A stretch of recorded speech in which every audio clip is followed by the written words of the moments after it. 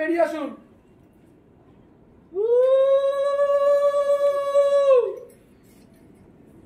শেষবার গিয়ে ডালি পাশে দাঁড়াবেন, দুটো রেখে রাখুন।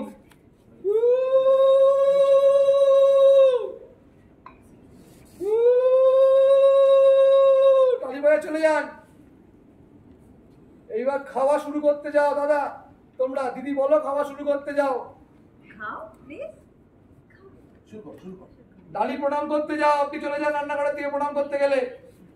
চলে যান, চলে যান। দিদি দেখো চলে গেল, দিদিও পাখা রেখে চলে যাও। ডালিও চলে যাবি তারপরে।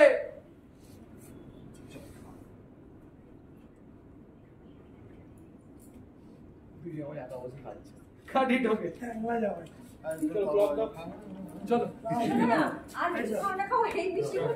তোমরা কি গো,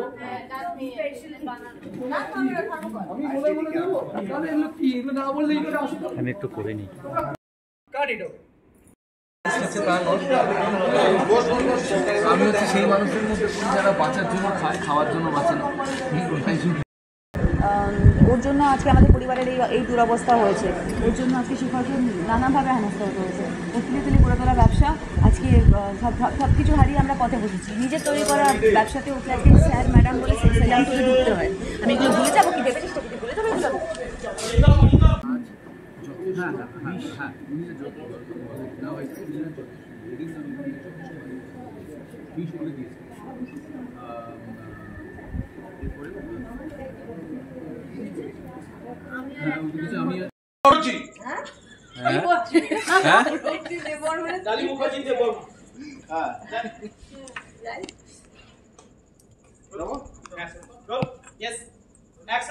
ওর পরিচয় হচ্ছে রক্তিম দেববর্মনের স্ত্রী ডালি মুখার্জি দেববর্মন।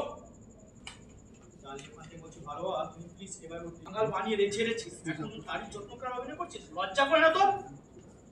তুমি অভিনয় কোনটাকে বলছো বৌদি? ডালি না থাকলে আজ দাদার অপারেশন এস অ্যাকশন দিদি। কোন বৌদি? কোনটাকে অভিনয় বলছো? আজকে ডালি না থাকলে দাদার অপারেশন। ডালি এগিয়ে সে গাড়ি 30 টাকা ডালি। আজ ডালি না থাকলে দাদার অপারেশন পর্যন্ত মনি।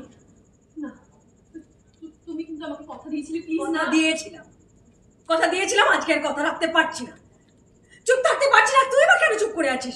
কেন চুপ করে দাঁড়িয়ে দাঁড়িয়ে এভাবে অপমানিত হচ্ছিস?